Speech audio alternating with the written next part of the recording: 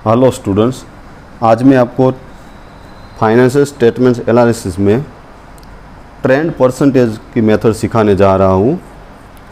Trend percentage में current year की जो अमाउंट है उसके डिवाइड करना है आपको बेस ईयर की अमाउंट एंड परसेंटेज निकालने के लिए मल्टीप्लाई करना है 100 से। तो उसके लिए यहाँ पर फॉर्मूला आ जाएगी trend percentage equal trend percentage equal to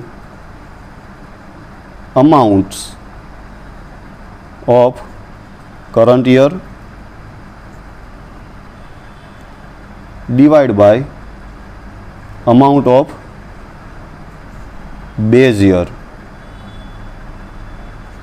multiply करना है 100 से, क्योंकि हम इसको परसेंटेज में लिखने वाले हैं, परसेंटेज निकालने होते हैं इसलिए। अभी जो अमाउंट दिया गया है यहाँ पर बैलेंस शीट दिया गया है। बैलेंस शीट के लिए ट्रेंड परसेंटेज निकालने के लिए जिस साल की अमाउंट दी गई है उसमें से जो सबसे पुरानी अमाउंट है नॉर्मली उसे बेस ईयर में लिया जाता है।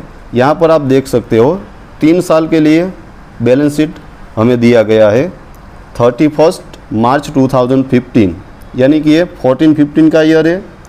31 मार्च 2016 यानी ये 15-16 का ईयर है, और 31 मार्च 2017 यानी ये 16-17 का ईयर है। अभी जो आपको मैं सम दिखा रहा हूँ, बैलेंस शीट दिखा रहा हूँ, ये गुजरात यूनिवर्सिटी में 3rd ईयर बीकॉम में सेमेस्टर 5 में 2017, 2018 एंड 2019 इन 3 सालों में पेपर में पूछा गया, यूनिवर्सिटी एग्ज़ाम में पूछा गया क्वेश्चन है। आपको इस बैलेंस शीट में ट्रेंड परसेंटेज निकालना है। तो अभी जो बैलेंस शीट हमें दिया गया है हम देख सकते हैं लायबिलिटीज़। ये जो बैलेंस शीट दिया गया है एज पर कंपनीज लॉ 2014 है। फर्स्ट दिया गया है लायबिलिटीज़, जिसमें equity share capital 6 lakh 6 lakh 6 lakh, preference share capital 2 lakh 5 lakh 5 lakh, और इसका टोटल है लायबिलिटी शेयर कैपिटल का 8 लाख 11 लाख 11 लाख। ऐसे पूरा बैलेंस शीट दिया गया है, आप पढ़ सकते हो। अभी मैं डायरेक्ट आपको ट्रेंड परसेंटेज कैसे निकालना है वो समझा रहा हूँ। ऐसे ही वीडियोस देखने के लिए आप मेरी चैनल को सब्सक्राइब कर दें। तो अभी ट्रेंड परसेंटेज निकालने के लिए हमें जितने भी साल दिए गए हैं बैलेंस शीट में उससे एक कम कॉलम बनाना है। यानी यहाँ पर हमें 3 साल दिए गए हैं तो हमें 2 कॉलम बनाने हैं। तो आगे बनाने हैं 2 कॉलम ट्रेंड परसेंटेज,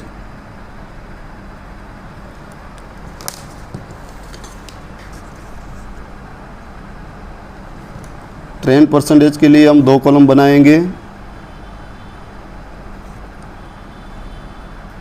ऐसे ही अकाउंट के रिलेटेड या इंफॉर्मेशन अच्छी हो ऐसे वीडियोस देखने के लिए आप इस चैनल को सब्सक्राइब कर सकते हो। जैसे मैं आपको दिखा रहा हूँ, आपको स्केल और पेंसिल लेके 2 कॉलम बना देने हैं, यानी कि वहाँ पर हम परसेंटेज लिख सके। फर्स्ट कॉलम जो है वो 2nd ईयर के लिए होगा, क्योंकि जो फर्स्ट ईयर है उसका ट्रेंड परसेंटेज ऑलवेज 100% ही आता है, यानी उसकी रिक्वायरमेंट नहीं है लिखने की। क्योंकि अगर हम यहाँ पर 2015 का ईयर लेते हैं 2014-15 का, तो यहाँ पर सारे कॉलम में 100 ऐसे ही आंसर आएगा। क्योंकि 6 लाख डिवाइड बाय 6 लाख करते हैं, मल्टीप्लाई 100 करते हैं, तो यहाँ पर आंसर 100 ही रहता है, क्योंकि 6 लाख डिवाइड बाय 6 लाख वो 1 हो जाता है। इसलिए यहाँ पर जो बेस ईयर है उसका ट्रेंड परसेंटेज निकालने की रिक्वायरमेंट होती नहीं है। अगर आपको निकालना है तो आप निकाल सकते हैं। यहाँ पर 2014-15 लिख के 100 ऐसा पूरा कॉलम में लिख सकते हो। मैं यहाँ पर डायरेक्ट आपको 2nd ईयर से ट्रेंड परसेंटेज निकाल के दिखाता हूँ, सिखाता हूँ आपको। 2015 एंड 16 परसेंटेज, यहाँ पर परसेंटेज का मार्क इसलिए करते हैं कि पता चले जो आंसर है वो परसेंटेज में। एंड नेक्स्ट कॉलम में लिखे 2016-17 और परसेंटेज। नाउ फर्स्ट अमाउंट के लिए इक्विटी शेयर कैपिटल जो ट्रेंड परसेंटेज का जो फॉर्मूला है अमाउंट ऑफ करंट ईयर, यानी हम 15-16 के लिए 10% निकाल रहे हैं, तो पहले हमें 15-16 का अमाउंट देखना है। तो 15-16 का अमाउंट देखें तो 6 लाख है, उसके divide by amount of base year, यहाँ पर हमने लास्ट ईयर को 2015 को बेस ईयर लिया है, तो 6 lakh divide bye 6 lakh into 100। आप कैलकुलेटर की हेल्प ले सकते हो, 6 लाख डिवाइड बाय 6 लाख करो और इंटू 100 करो तो आंसर आएगा 100। वैसे यहाँ पर भी 16-17 में भी यही आंसर आएगा 100, क्योंकि amount are same. Now second, preference share capital. तो यहाँ पर प्रेफरेंस शेयर कैपिटल की अमाउंट है 5 lakh rupees in 2016, okay, and base year amount है 2 लाख।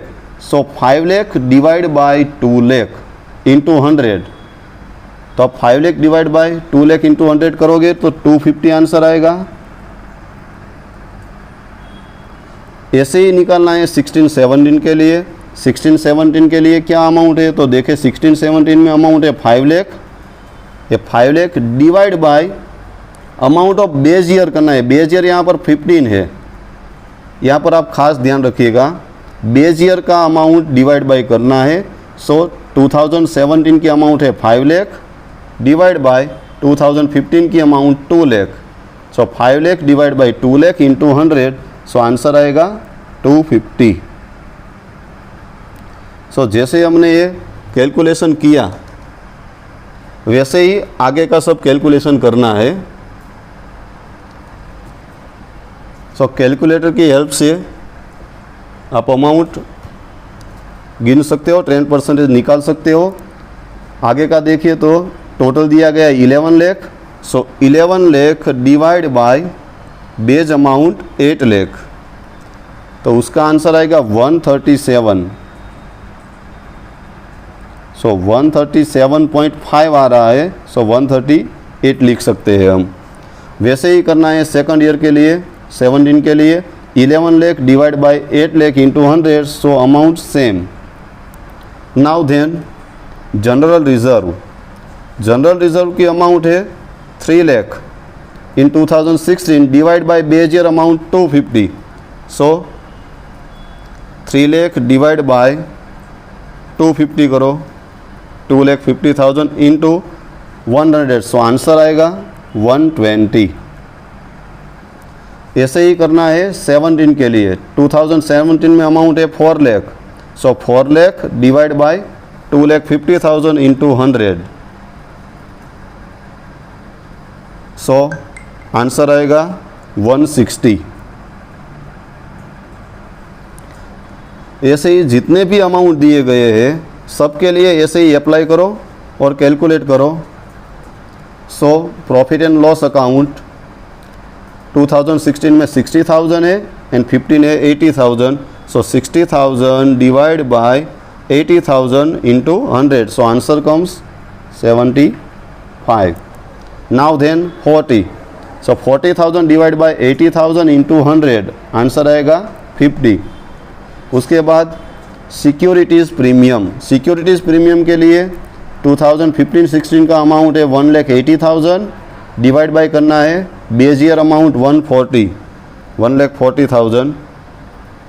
सो आंसर कम्स 128.57, यानी हम यहाँ पर 129 लिख सकते हैं, या फिर आप पूरा भी परसेंटेज ले सकते हो, 128.57% भी लिख सकते हो।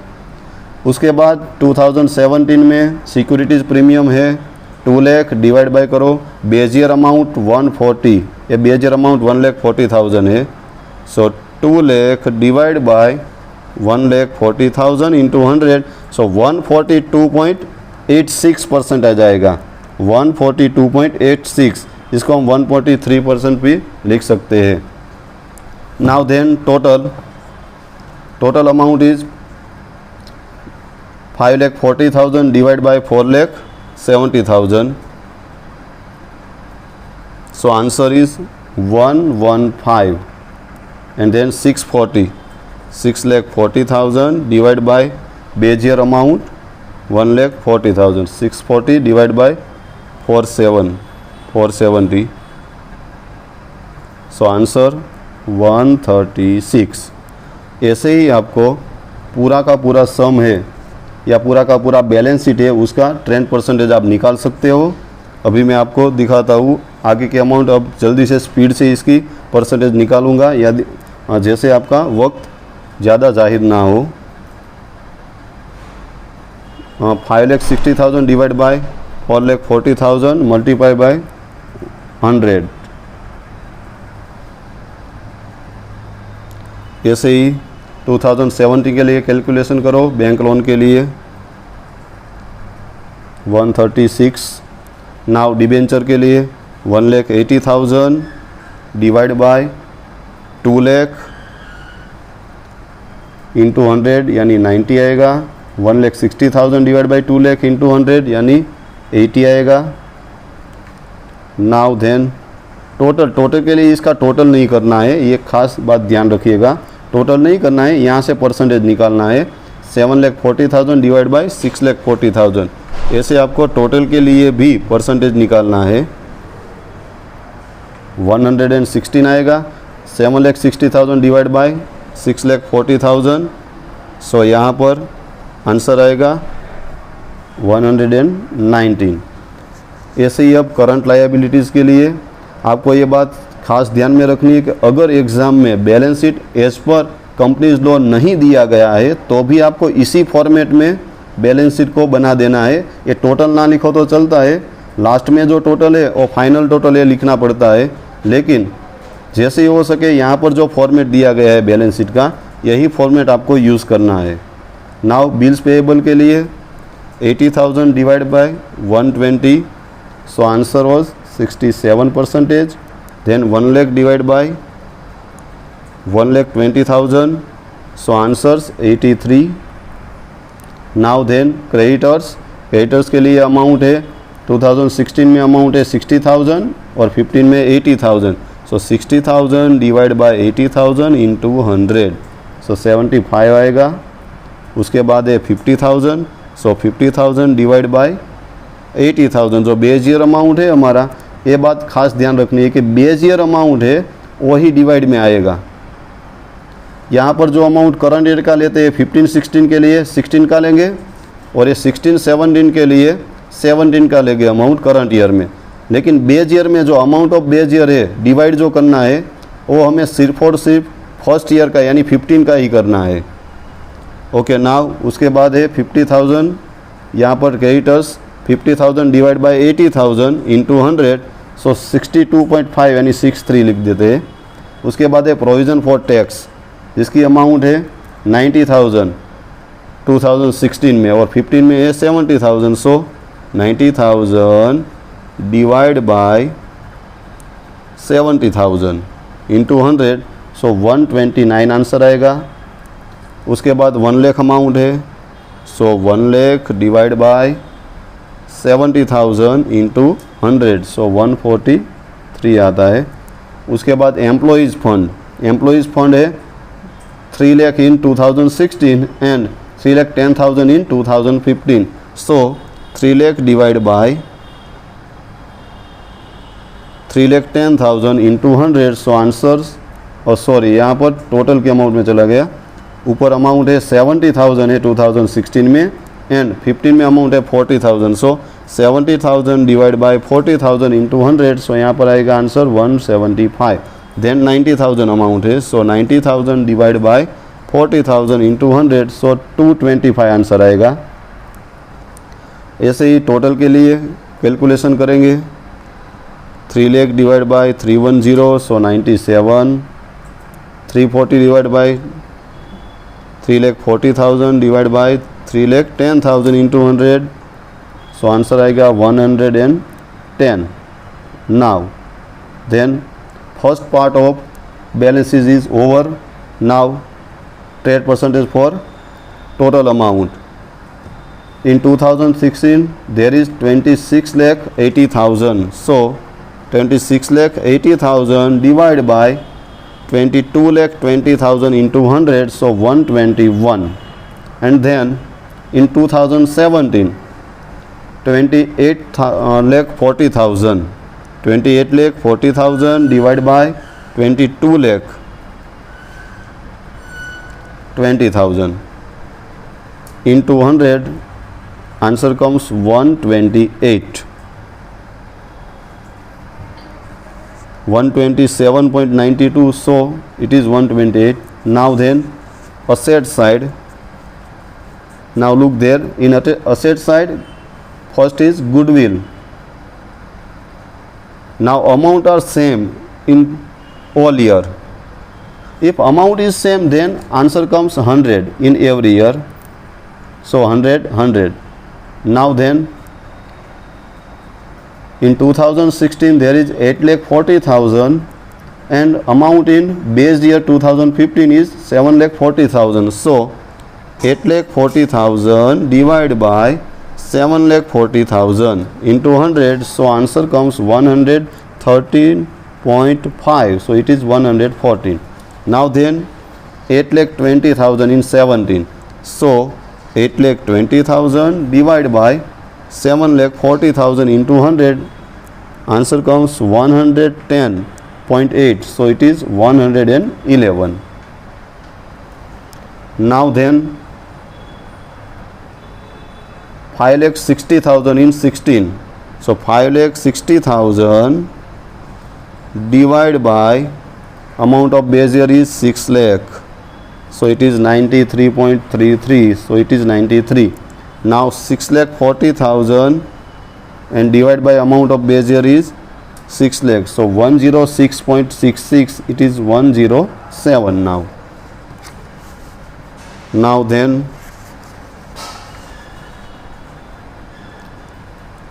2,20,000 amount of furniture divided by amount of base year is 240. So 2,20,000 divided by 2,40,000 into 100. So 91.67. So it is 92. Now then 3 lakh. So 3 lakh divided by 2,40,000 into 100. So answer comes 125. Now total amount 18,20,000 divided by 17,80,000 into 100. So answer 102. And then 19,60,000 divided by 17,80,000. Answer is 110. आपको ये सम completely समझ में आ गया होगा कि यहाँ पर 10% है वो निकालने में सिर्फ और सिर्फ ये ध्यान रखना है कि जो अमाउंट करंट ईयर की है उसके divide by base year amount करना है एंड मल्टीप्लाई 100 करना है परसेंटेज निकालने के लिए.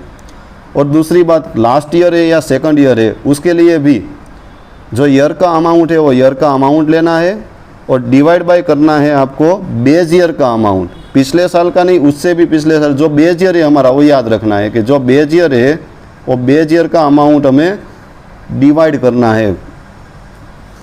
Okay, so now last part, current assets. In current assets there is debtors. Debtors is 1,80,000 in 2016 and 1 lakh in 2015. So now 1,80,000 divided by 1 lakh. So answer 180. Then 1,40,000. So it is 140 because base year amount is 1 lakh. Now then 3,60,000 divided by 2 lakh. Amount of cash is in 2016 3,60,000 divided by amount of base year in 2015 2 lakh. So answer is also 180. Now then 4 lakh divided by 2 lakh. So answer 200. Now then amount in 2016 2 lakh, in base year 40,000. So 2 lakh divided by 40,000 into 100, yani it is 500. Now then also 500 because amount is same there. Now 40,000 amount of bill receivable is 40,000 in 2016 and in base year 20,000. So 40,000 divided by 20,000, answer is 200. Now then 60,000. So 60,000 divided by 20,000 into 100, answer is 300. Now then, other current assets in every year it is same 80,000. So if is there is same amount, अगर यहाँ पर same amount है तीनों साल में, सो answer comes 100 in every year. 100 answer आएगा सभी year में अगर अमाउंट सेम है तो. और यहाँ पर लास्ट पार्ट है अब टोटल का. टोटल है 16 में 8,60,000 एंड बेस ईयर में 4,40,000. सो यहाँ पर 8,60,000 divide by 4,40,000 into 100. So answer 195. Now then 8,80,000. So 8,80,000 divided by 4,40,000 into 100. So answer 200. Now then last total of balance sheet is 26,80,000 in 2016 divided by total of base year. Now it is also calculated earlier. यहाँ पर हमने ऊपर एक बार ये calculation की है तो यहाँ से देख के ही सीधा हम लिख सकते हैं 121 एंड 128. एक बार हमने ये कर दिया है, फिर भी आप अगर चाहो तो कैलकुलेटर में कैलसी में ये आप कर सकते हो. आप देख सकते हो कि ये सम है एक गुजरात यूनिवर्सिटी TY BCom में नवंबर 2017 में, 18 में एंड 19 में, इन 3 सालों में पूछा गया है. मैं आशा रखता हूँ कि आपको ये सम परफेक्टली समझ में आया होगा. फिर भी आपको कोई प्रॉब्लम है या कोई क्वेरी है तो आप कमेंट बॉक्स में लिख सकते हो. आपको ये वीडियो अच्छा लगा होगा और ऐसे ही वीडियो देखने के लिए आप मेरी चैनल को सब्सक्राइब करें. Thank you very much.